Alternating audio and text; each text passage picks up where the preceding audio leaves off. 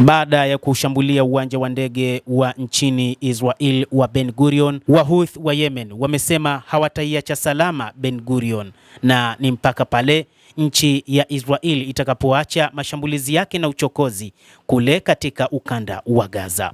Vikosi vya ulinzi vya Yemen YAV vimetangaza kuwa uwanja wa ndege wa Ben Gurion wa Israel sasa hauko salama kwa usafiri wa anga na utaendelea kuwa hivyo hadi uchokozi wa utawala huo wa Kizayuni dhidi ya Gaza utakapokomeshwa na vizuizi vya misaada vilivyowekewa eneo hilo la Palestina vitakavyoondolewa. Katika taarifa iliyotolewa siku ya Jumamosi na msemaji wa vikosi vya ulinzi vya Yemen, Brigedia Jenerali Yahya Saree ametangaza kwamba vikosi hivyo vimeulenga uwanja wa ndege wa Ben Gurion katika eneo litakalokaliwa kwa mabavu la Yafa kwa kombora la ballistic la Palestina 2.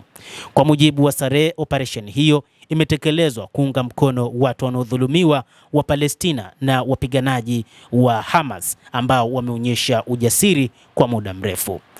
Msemaji wa Wahouthi amebainisha kuwa hiyo ni operesheni ya tatu ya shambulio la kombora la aina hiyo kutekelezwa katika muda wa saa 48 zilizopita, na amethibitisha kwamba operesheni hiyo imefikia lengo lililokusudiwa. Licha ya kwamba Israel imedai kombora hilo limedunguliwa na wala halikuleta maafa yoyote wala athari wala vifo wala majeruhi, lakini Wahouthi wanasema kwamba kombora hilo limeleta athari mbaya kwa kushambulia na kuharibu miundombinu katika uwanja huo wa ndege wa Ben Gurion.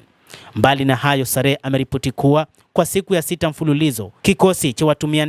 ndege zisizokuwa na rubani cha Yemen kimefanya operation dhidi ya vyombo vya jeshi la majini la Marekani katika Bahari Nyekundu kwa kulenga manowari zenye mfungamano na manowari za kubebea ndege za kivita ya USS Harry S. Truman. Brigedia Jenerali Yahya Saree na msemaji wa Wahouthi amebainisha kuwa mashambulizi hayo ni jibu kwa uchokozi unaoendelea kufanywa na Marekani dhidi ya Wahouthi pamoja na Yemen kwa ujumla.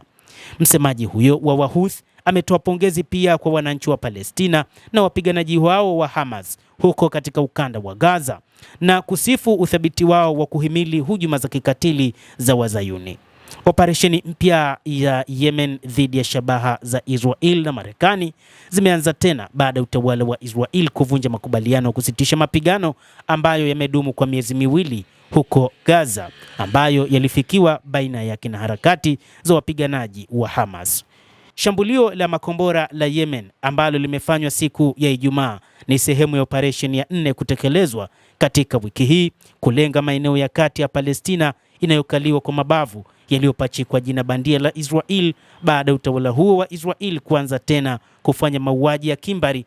huko katika ukanda wa Gaza na kuua watu zaidi ya 400 ndani ya siku 3 baada ya kuanzisha operesheni hiyo, waliodai kwamba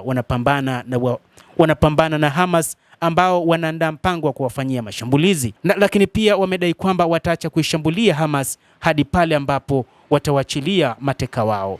Endelea kutufuatilia mtazamaji wa The World News, lakini usisahau kulike, usisahau kucomment pamoja na kusubscribe channel hii ikiwa bado hujafanya hivyo. Utakuwa ukipata habari hizi kwa mapana hapa The World News. Mimi ni Adam Hussein, endelea kuwa nasi, endelea kutufuatilia uweze kuyafahamu ya ulimwengu ambayo yanatokea kila kukicha kupitia hapa The World News.